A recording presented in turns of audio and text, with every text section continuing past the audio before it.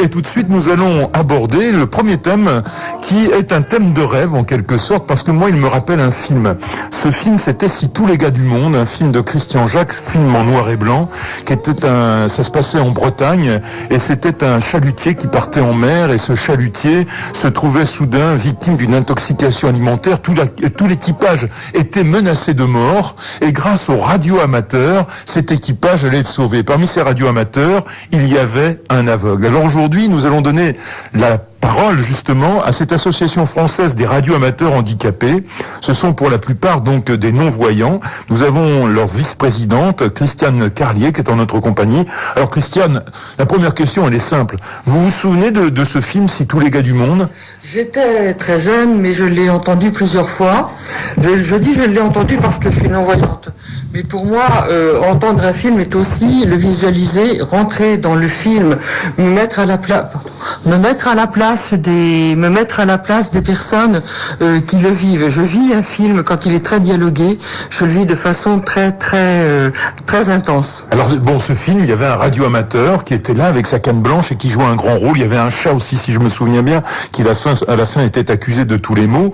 Et est-ce que c'est un film dont vous parlez qui est une sorte de référence pour vous, l'Association française des radioamateurs handicapés ? Non, nous n'en avons pas forcément parlé. Effectivement, là vous l'avez évoqué et vous me le rappelez.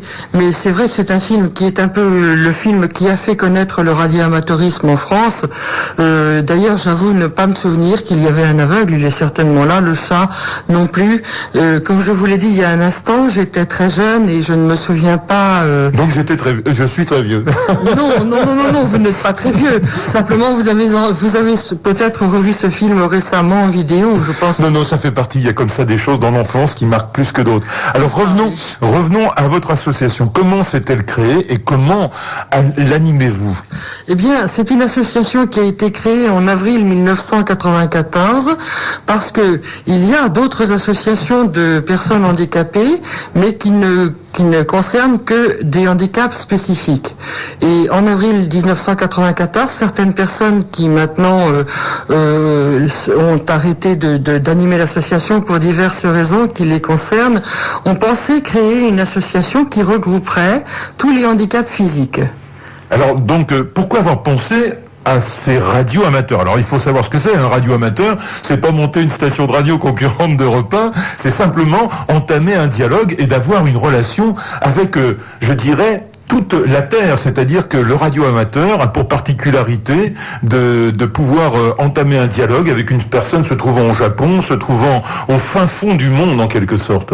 Tout à fait. Et donc les radioamateurs qui existent depuis de nombreuses années, au départ créaient leur station eux-mêmes, fabriquaient leur matériel de radio émission et réception eux-mêmes.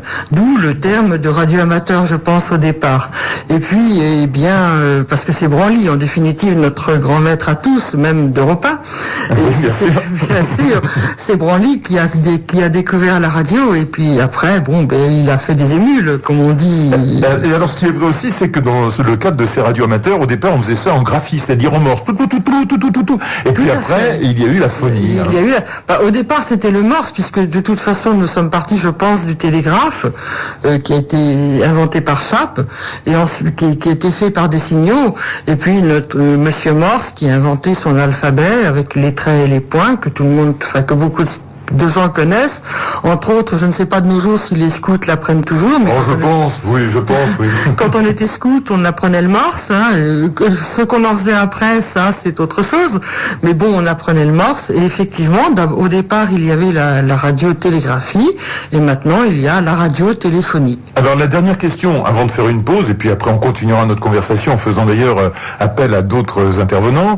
Le matériel dont vous disposez est proposé à toute votre association, à tous les membres, c'est ça ? C'est-à-dire que nous ne proposons pas de matériel. Nous leur proposons une formation qui leur permettra de passer une licence qui est donnée par l'autorité de régulation des télécommunications, l'ART, qui est notre administration de tutelle. Et donc après, malheureusement, nous n'avons pas les moyens financiers d'offrir du matériel à nos adhérents. Nous le souhaiterions ans, mais nous sommes une jeune association, donc 3 ans ce n'est pas beaucoup. Puis bon, nous avons 133 membres et on ne peut pas dire que financièrement nous puissions offrir du matériel. Alors ça c'est important ce que vous venez de dire, Christiane Carlier. Il faut donc effectivement une formation. On n'est pas radio-amateur comme ça du jour au lendemain. Il n'y a pas que le volontariat. Il faut avoir le désir d'apprendre. On va continuer de parler de tout ça dans quelques instants.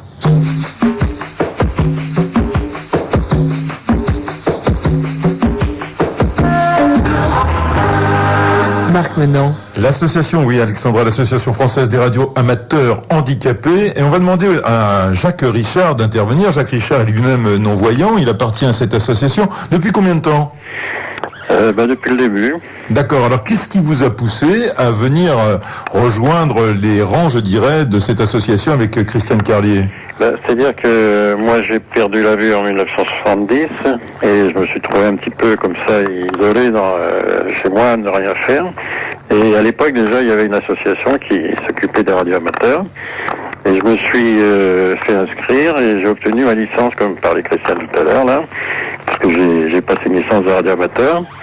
Et ce qui m'a permis, bien sûr, de faire des contacts dans le monde entier, ce qui est vraiment très intéressant. Voilà, c'est ça, c'est que vous vivez un peu la nuit, si je puis dire. Vous avez des heures où, parce que la nuit, théoriquement, les ondes sont plus porteuses. Alors il est peut-être plus facile d'essayer de toucher un correspondant au Japon à 2h du matin qu'à 4h de l'après-midi. C'est-à-dire que ça marche 24 heures sur 24 avec les fuseaux horaires. Ça dépend si on a des insomnies. Effectivement, la nuit, on peut faire du trafic très intéressant. Il y a certaines bandes qui sont plus favorables que d'autres et qui nous permettent de faire des contacts avec tous les points du monde.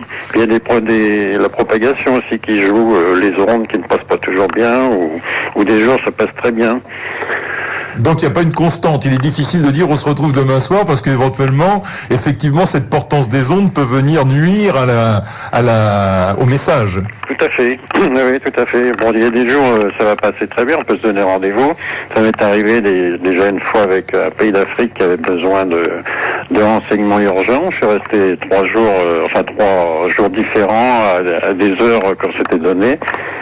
Alors ça c'est intéressant ce que vous nous dites là. Un jour, il y avait un pays d'Afrique qui avait un besoin urgent. C'était quoi ce besoin ? Là on se retrouve exactement dans la configuration de ce film, Si tous les gars du monde, où il y avait l'équipage du chalutier qui était menacé, et c'est le radio-amateur qui était donc aveugle, qui se colle derrière son appareil, qui essaie de mobiliser tout le monde. C'était une action un peu de ce type que vous avez eu à mener ? C'est-à-dire que c'était une femme qui était partie en Haute-Volta à l'époque, et son fils était gravement malade à Paris. Entre-temps, il était tombé malade. Et sa sœur ne pouvait pas arriver à la joindre par les moyens ordinaires, téléphone ou télégraphe. Il fallait beaucoup de temps. Et on m'a téléphoné, moi, de Paris, pour voir si je pouvais rentrer en contact avec la Haute-Volta. C'est ce que j'ai fait. Et j'ai pu donner tous les renseignements nécessaires à la dame qui était là-bas au Haute-Volta. Et pour que son fils soit hospitalisé, tous les papiers qui manquaient, etc., quoi. Ça arrive souvent ce type d'action ou c'est vraiment exceptionnel ? Oh, ça arrive très souvent, oui, surtout quand il y a des fois des catastrophes naturelles. Les radioamateurs sont toujours prévenus et forment des réseaux pour donner des nouvelles des personnes qui sont sur place, quoi. Et éventuellement, si on a, imaginons, un convoi humanitaire qui se retrouve sur une route, qui connaît des difficultés, vous pouvez l'aider par vos moyens à trouver les secours nécessaires ? Tout à fait, parce qu'en plus, les radioamateurs, ils peuvent avoir leur station dans leur voiture et communiquer comme ça avec tous les autres radioamateurs. Il y a des réseaux qui se forment et on peut comme ça faire le monde entier. C'est-à-dire que c'est vraiment le type de passion totalement altruiste, hein ? Ah oui, tout à fait, oui. C'est la passion du cœur, en quelque sorte. Exactement. On a déjà des radioamateurs qui ont rendu des grands services pour du sang, des médicaments, pour sauver des personnes. Ça arrive assez souvent, ces choses-là. Alors nous continuerons à parler de cette association française des radioamateurs handicapés dans quelques instants. Écoutez, Leclerc. C'est curieux. En été, dès qu'on regarde les prix, on se sent tout bizarre. On a un peu l'impression d'être Alors Alexandra, un troisième intervenant vous ferait plaisir. Mais on sans enrichit problème, bien notre sûr. association, si je puis dire, avec l'Association française des radioamateurs handicapés. On a déjà écouté la vice-présidente, Christiane Carlier, donc Jacques Richard, tous deux non-voyants. Mais il est vrai qu'il y a donc des radioamateurs qui ont le bonheur d'avoir la vue, mais il est vrai d'ailleurs en général que ce handicap, pour avoir eu le plaisir de rencontrer souvent ces personnes qui sont privées de la vue, c'est un handicap qu'ils vivent très très bien. Ce sont des gens extrêmement enthousiastes, des gens qui refusent que l'on les considère comme devant subir une sorte de mauvais caprice de la nature. Ça, c'est important de le dire. Alors Gérard Suot, bonjour. Oui, bonjour. Donc vous êtes comme vous, enfin comme nous, c'est-à-dire que vous voyez parfaitement, Oui, et vous êtes intéressé à cette association. Pourquoi ? Exactement, parce que j'ai été contacté au départ, il y a déjà une trentaine d'années, voire plus, par un radioamateur qui était, lui, non-voyant, et qui, venant à la maison, il a pu se rendre compte des réalisations que je pouvais faire. C'est-à-dire que vous étiez vous-même radioamateur ? J'étais radioamateur, oui, je suis radioamateur depuis les années 60 à peu près. D'accord. Voilà, et comme moi j'ai débuté en construisant mon matériel, d'ailleurs je construis encore pas mal de mon matériel, et ce radioamateur non-voyant, connaissant mes réalisations, m'a posé quelques problèmes relatifs justement aux non-voyants et m'a demandé si je pouvais résoudre quelques problèmes et voire même créer quelques appareils ou quelques adaptations qui permettaient justement aux non-voyants de trafiquer et de manipuler leur matériel. Et voilà, ça fait 30 ans que ça dure et 30 ans que j'essaie de résoudre quelques problèmes qui me sont posés justement par les non-voyants ou par d'autres handicapés. C'est-à-dire que toute personne qui se présente à l'Association française des radioamateurs handicapés, il faut la former, on l'a dit tout à l'heure, puisqu'il y a une licence à obtenir avant de devenir radioamateur, et vous êtes en quelque sorte le professeur, celui qui explique comment on doit utiliser un appareil, et éventuellement, pourquoi pas aussi, parce que je crois que lors de cet examen, il y a quelques problèmes de mathématiques qui sont proposés, vous les formez aux mathématiques ?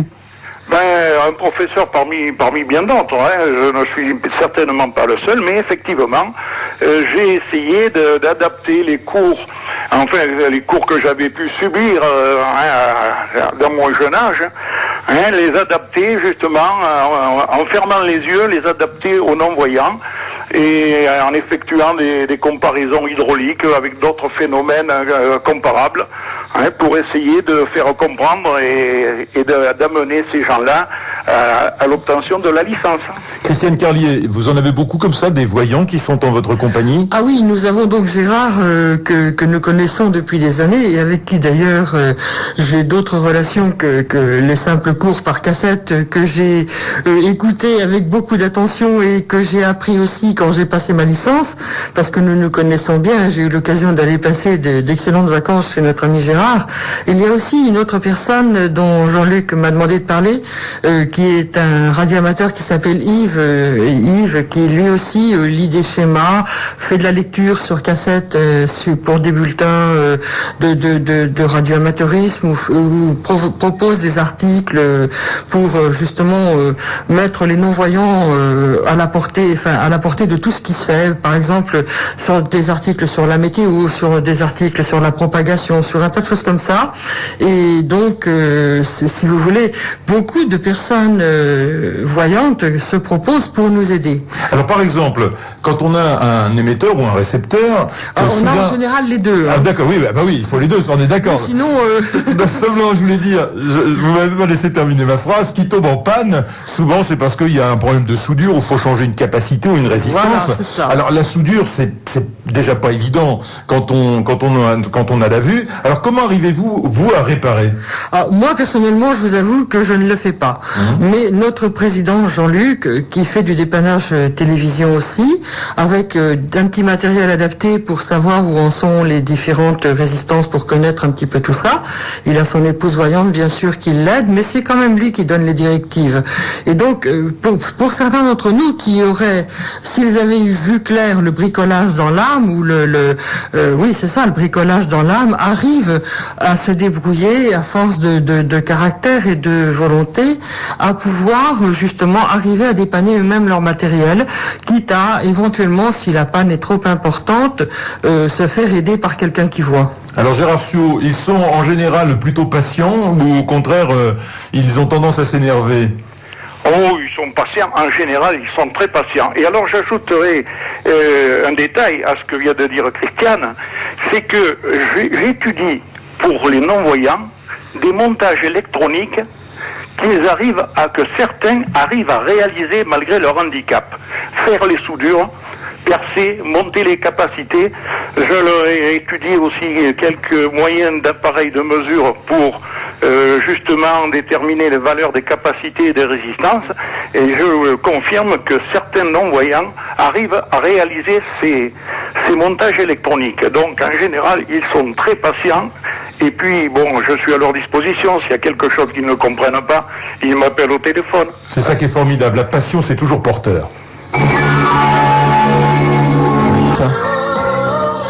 Et l'Association française des radioamateurs handicapés, on revient à Jacques Richard, qui est donc non-voyant, qui a vu et qui, depuis 1970, est radioamateur. Il nous a parlé tout à l'heure de ces opérations, je dirais, de générosité qui le mènent à travers le monde à aider parfois les organismes humanitaires. Quel est le pays le plus étonnant avec lequel vous ayez été en contact et à la limite, vous n'imaginiez même pas pouvoir rencontrer un jour un autochtone de ce lieu-là? C'est-à-dire que moi j'ai pratiquement fait le tour maintenant, j'ai contacté tous les pays du monde. Tous les pays?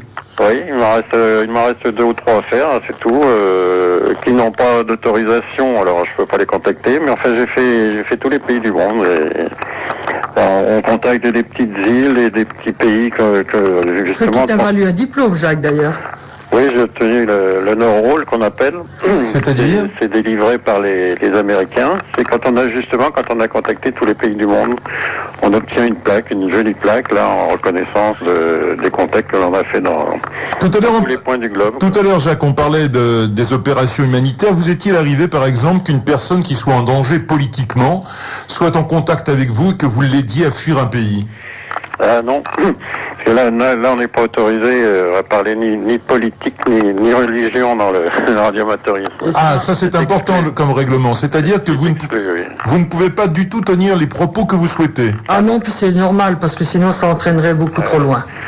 Non, on peut faire tous les contacts que l'on fait, tout que l'on veut, on peut parler de certaines choses même qui n'ont pas de rapport avec la radio, par exemple de son jardin, on entend des conversations, mais en principe, le principe, c'est surtout la technique, quoi, que les radioamateurs parlent beaucoup de technique.